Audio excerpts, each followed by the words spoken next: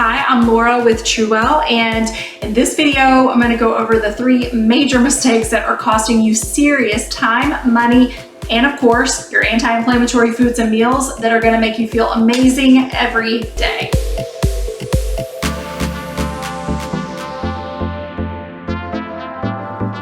So look, meal planning can be tough enough on its own, but when you add in a dietary style that you're totally new to, that just makes it that much more complicated. So if you don't know how to figure out what foods are already on the go, no-go list for the anti-inflammatory diet, check out the links below the video to get all that information to get started the right way and grab the free 1-week meal plan if you haven't already, and that link is also at the bottom of this video.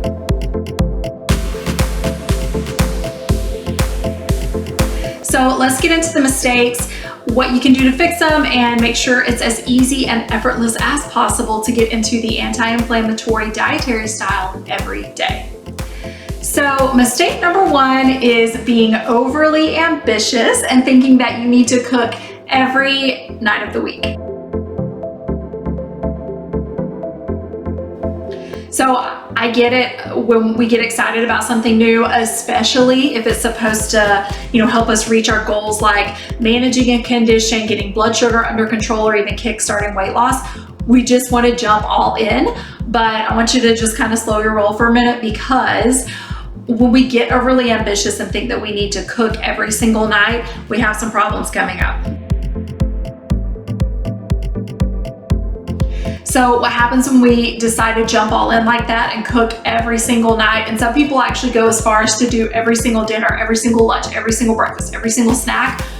We're gonna get completely overwhelmed. And whenever we get overwhelmed, we decide to just shut down and do nothing. So want to prevent that and just kind of take a step back instead, because getting overwhelmed like that is gonna just cause more problems than when you started.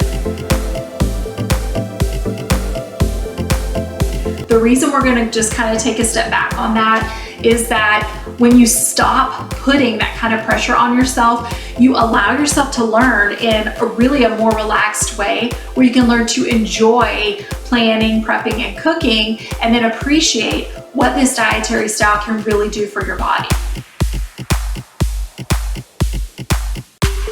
So instead, what I want you to do is maybe start out cooking 3 to 4 dinners in your first few weeks, just to kind of start getting used to the types of food that you can use. There's a little bit different way of cooking sometimes for anti-inflammatory meals, and really just kind of get the hang of, what this whole dietary style and lifestyle is about before getting overwhelmed with the whole meal planning part of it. One of the really great strategies for this is to, when you do cook those 3 to 4 meals, go ahead and cook a little bit more so that you can plan for other meals, which leads us into mistake number 2.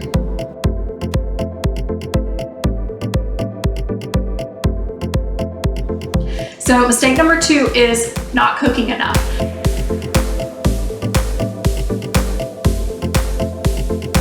So before you get all up in arms and overwhelmed at that, just let me explain. It takes no extra time to cook 4 servings of a recipe versus 8 servings of a recipe. You're simply using double the ingredients. So what I want you to think about is that when you're only cooking 1 recipe at a time for whatever meal that is, you're missing out on the opportunity to save so much time later.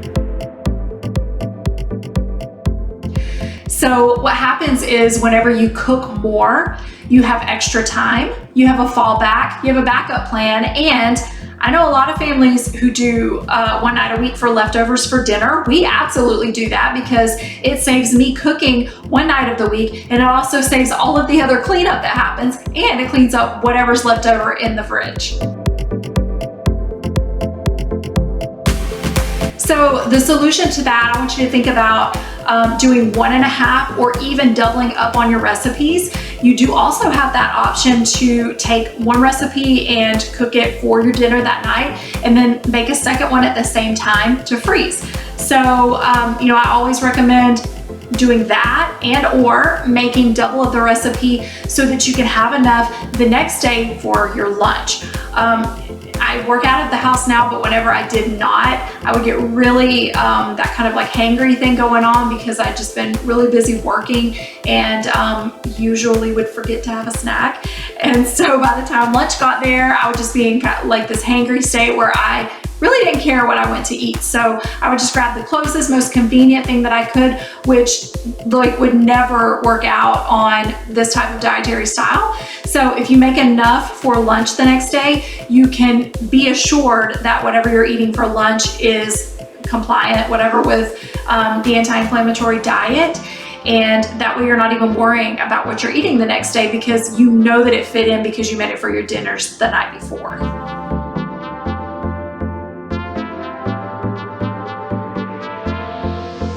And then mistake number 3 is not setting aside enough time for meal prep and for actual cooking.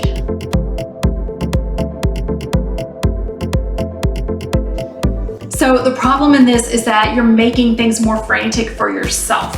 If you have kids, and especially smaller ones, this could actually be pushing their bedtime later, which we know makes us, more stressed out. And but most of all, you're stressing yourself out trying to frantically cook a whole meal when you don't really have enough time to cook it.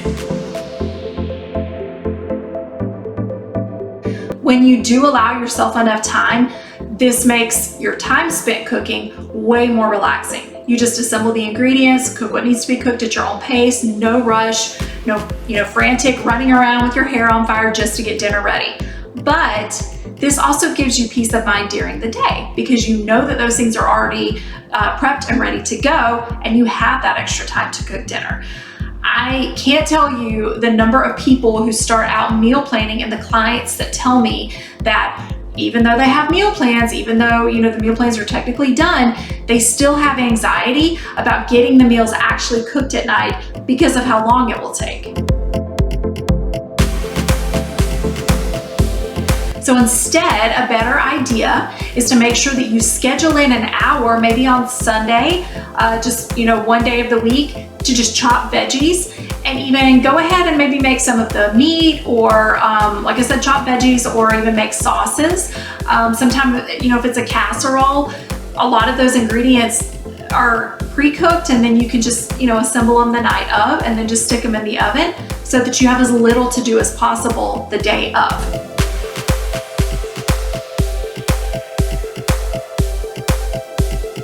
And even more bonus points if you go ahead and shop and then prep all of your veggies the minute that you get back inside with the groceries so that you're saving yourself an extra trip of taking things back out of the fridge just to chop and then put them back in.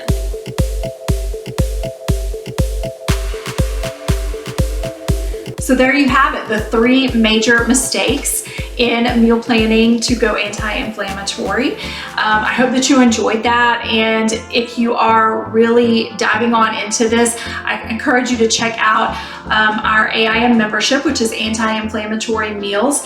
It is a monthly membership and it provides you with weekly meal plans that are all anti-inflammatory. It gives you 6 dinners, 2 breakfasts, and 2 snacks, complete with shopping lists. Thank you so much for watching. Please hit, again, like on this video, subscribe to our channel, and be true, be well, and I'll see you in the next video.